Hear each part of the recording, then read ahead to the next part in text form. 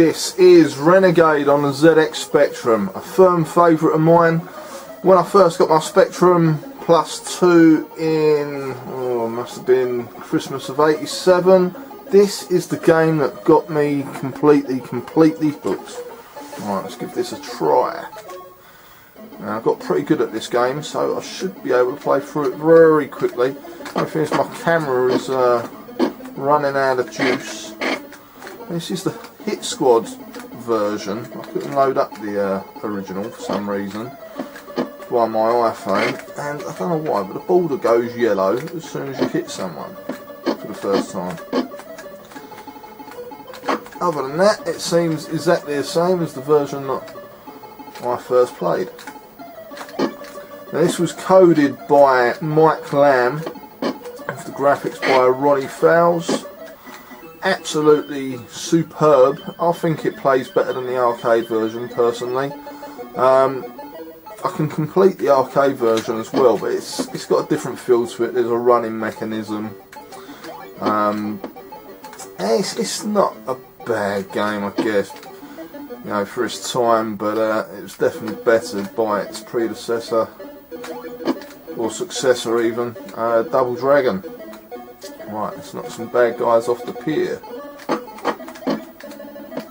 So, yep, this is the spiritual predecessor to Double Dragon, and the arcade game does feel very similar to Double Dragon in many ways. But the Spectrum version, yeah, just a great game. Great game. The only trouble is, it is a little too easy, which means I can complete it in about, well, 5 minutes, I should imagine. Which, you know, for a game that was about £8 when it came out, it's a bit of a knock, I guess, but what is there plays very, very well. Alright, on to level 3 with Big Bad Bertha, standing there in the background. Some wonderful music. This is the 1:8K version, which also includes the throw move.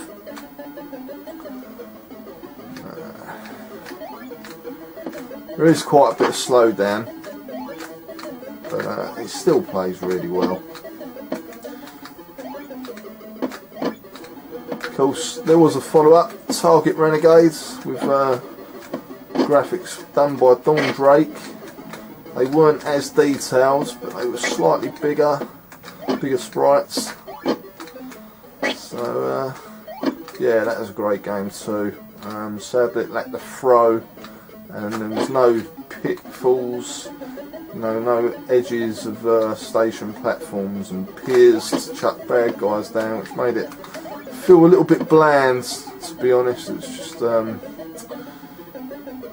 know, the levels were longer, but they were not quite as interesting as these. Alright. As you can see, there's a timer at the bottom, which is starting to run low, but we've finished that level. Now, on the 48K machines, I think this level was missing. You still fought these guys, but you had to fight them on the next level, and then once you'd defeated them, that's when the boss and the rest of these henchmen appeared.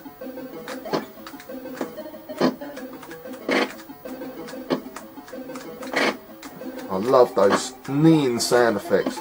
On this level here and the next, you've got to be very careful, because the bad guys have got blades, and if they stab you, it's time to lose a life, I'm afraid. There we go, let's go into the club.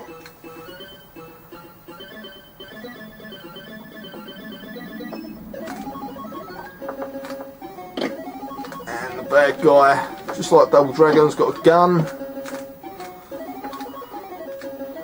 And it's one shot and you're dead. Not game over, because you've got a number of lives.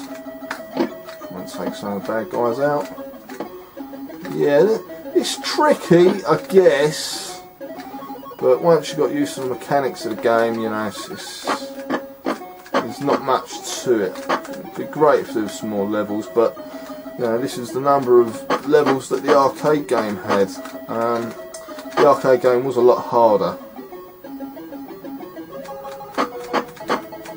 If you concentrate on the boss, once you've defeated him, the other bad guys disappear. Come on.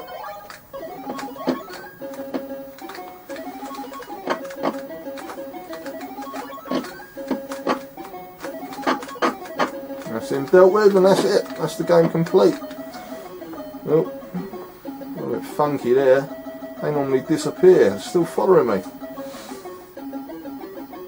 There we go. Game complete. I've never seen it do that before with a bad guy following. And then the game just loops around. So yeah, I hope you've enjoyed this quick look at Renegade. Great game. If you've never played it, please do give it a try because it is superb.